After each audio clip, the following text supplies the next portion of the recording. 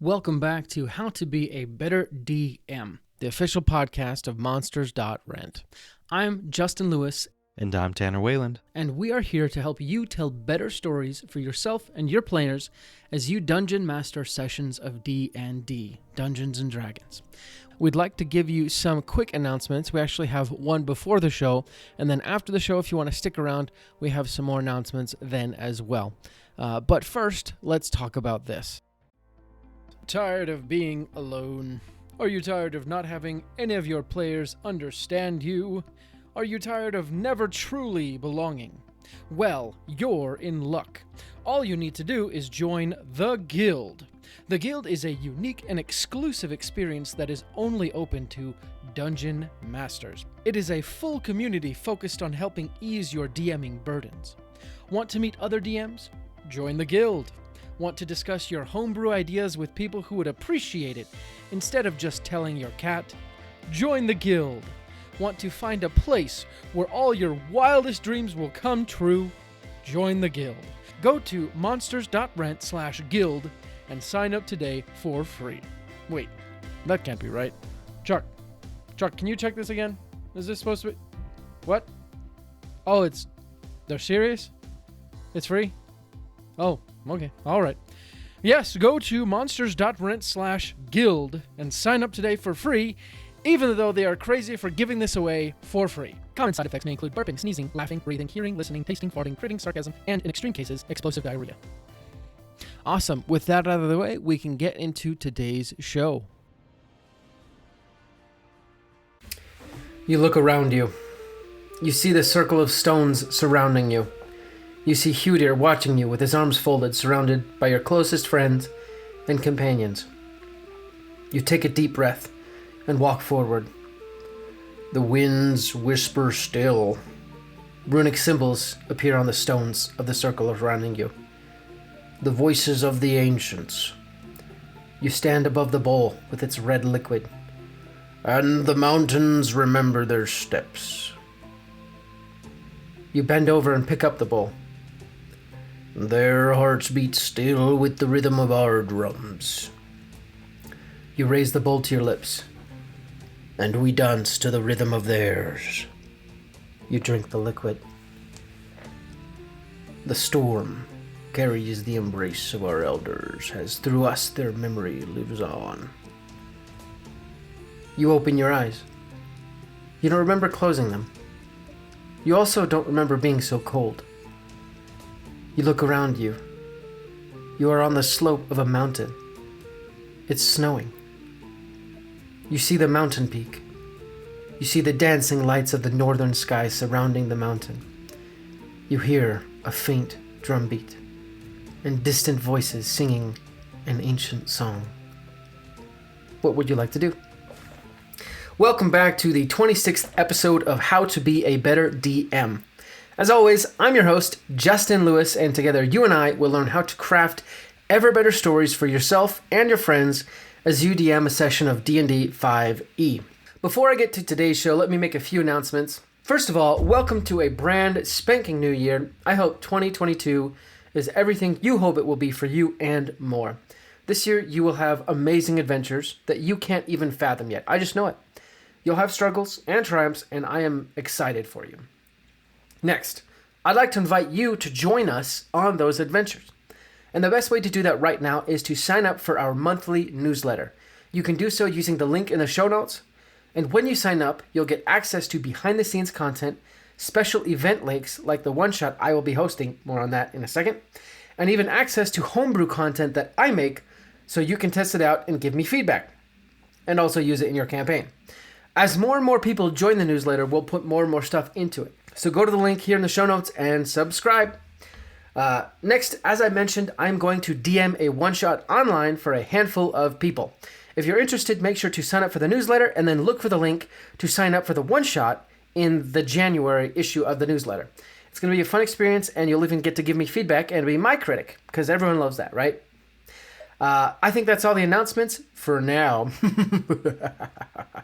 So without further ado, let's talk about barbarians. As I said last week, any person can play any class and still have fun. Your job as a DM, though, is to help shepherd your players to find the class that offers the experience any given player is looking for. That means you should know what each class is good for and what each class does not offer. Last week we talked about who should not play as a barbarian. So, naturally, this week we are talking about who would have the most fun playing a barbarian. Number 1, someone who wants to be strong. If someone wants to be really strong, then a barbarian class is a great fit. You get a natural bonus to strength, and while you are raging, you get advantage on strength checks. So if your player is looking to be the beefy fella at the gym that everyone stares at, then a barbarian is the way to go. Number 2, someone who wants to be up close and personal. Barbarians, while being able to throw javelins and use ranged weapons, are not known for being ranged combatants. In fact, the rage only gives them a bonus if they are using melee weapons. So, most barbarians, therefore, tend to stay close to their enemies in order to get in there and whack them real good. Number 3, someone looking for simple combat turns. Most barbarian turns are comprised of movement, rage, and attack. As you level up, that attack action allows you to attack more than once, and you might find magical items that allow you to do more stuff on your turn, but talking just about the class itself, a barbarian's combat turn is relatively simple compared to other classes. Actually, this makes it a great option for someone who doesn't really want to write out their whole turn just to remember it. And also, it's a great option for those who are new to D&D because the rules are somewhat simple compared to other classes. Number 4, someone who enjoys describing combat. Obviously, any class can do this, but because a barbarian's combat turn is very simple, it allows for more time to craft intricate embellishments of attack options. Even as a DM, you can do this for your player if they are somewhat shy or undescriptive. For example, your player might say, I attack the gnoll.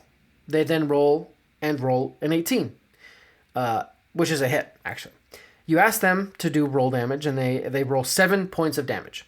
You then narrate it like this. Yolanda pulls back her great club in her right hand, and with her left hand shoves the gnoll's shield out of the way so she can give a good crack right under the ribs, forcing it to send out a hyena like yip, yip, yip, yip, yip, as Yolanda growls in triumph. Arrgh! Now let me assure you, I am not that eloquent in my actual games, but you get the idea. And feel free to encourage embellishments like this from all your players at the table, but especially for those players whose turns seem really short compared to other players, because if they have short turns, it's likely that they're going to zone out or just not be interested. Number 5, someone who is naturally bold. Barbarians are somewhat known for rushing into situations without thinking them out completely. So if you have a player who tends to play like this, no matter what type of character they are, then maybe lead them towards choosing a barbarian so that way their character at least does what they naturally do, right? And they're playing more in character. Number 6, someone who wants to be able to take a hit. With rage, and especially the totem warrior who's chosen one of the bear options and gets resistant to almost all types of damage, you get to reduce the amount of damage you take from most weapons by half. Add to that the fact that barbarians generally have much more health than other classes, and you get a pretty tanky character. Other classes might have higher armor, but a barbarian can take a ridiculous amount of damage and still keep fighting. Number 7, someone who isn't yet aware of the consequences of actions. Because a barbarian can take a punch and still keep going, it's a great choice for a newer player who hasn't yet realized that you can't just go in guns a-blazing everywhere you go. If you have a sorcerer, say, who thinks that they can be the first one walking into a dungeon, they will probably die. That exact thing happened to my group when we started, and now that sorcerer, who didn't die luckily, is in the back, and the barbarian goes first. With a barbarian, there's a lot more room for error because, again, you can reduce a lot of damage, and you can take a lot of damage. So, there it is, 7 different types of people who might have a lot of fun playing a barbarian. Someone who wants to be strong, someone who wants to be up close and personal, someone looking for simple combat turns, someone who enjoys describing combat, someone who is naturally bold, someone who wants to be able to take a hit, and someone who isn't yet aware of the consequences of their actions. Now, you know who to help choose to be a barbarian. But as I've said 3 or 4 times before, any player can play any character. You and me are just trying to give each player the highest chance of having as much fun possible. But what do you think? Are there other players that should fit this mold, be a barbarian? Tell me your thoughts and experiences by sending a direct message on Instagram at Geronimo Levis, and let's get talking. I'd love to start a conversation with you.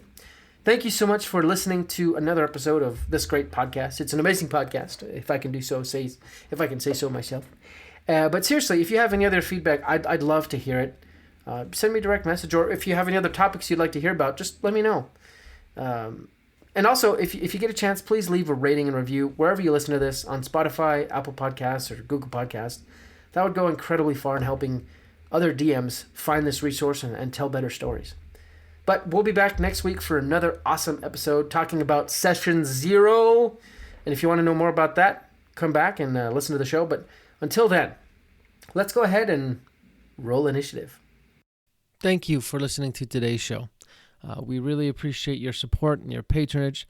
We have a few more announcements to go over. First, did you ever fall in love with the library as a kid? It was a place where you could experience 1,000 stories without having to buy 1,000 books. That is what Monsters.rent can do for your D&D campaign. You can rent and swap out as many quality miniature monsters and creatures for your D&D party as you could ever want, without having to buy them. You can rescue villagers from a kobold camp, or lead your party through the fighting forest, or many more adventures. We're coming out with new bundles all the time. Just sign up for our subscription to get access to your own personal library of minis. Go to monsters.rent to find out more. That's the website. Monsters, with an S, .rent. Get your library pass to a world of minis today. We also wanted to let you know that today's episode is sponsored by Stardust and Dragons. I'm going to let one of the cast of Stardust and Dragons, Christian Hatcher, and his crew tell you a little bit more about it. This August, a new adventure podcast is coming to a platform near you, filled with action. You one of the two of them. We can't keep taking hits like that. Drama. Everything that she's been doing, everything she's going to do, finally sets in. And Stardust. Help! Help! Someone, please! Find out more about this epic odyssey at stardustanddragons.com, where adventure awaits in the stars. That's all the announcements we have today. Again, thank you so much for everything you do for us. You make this show possible. Like we said before, we'll be back next week with another great episode, and until then, let's go ahead and roll initiative.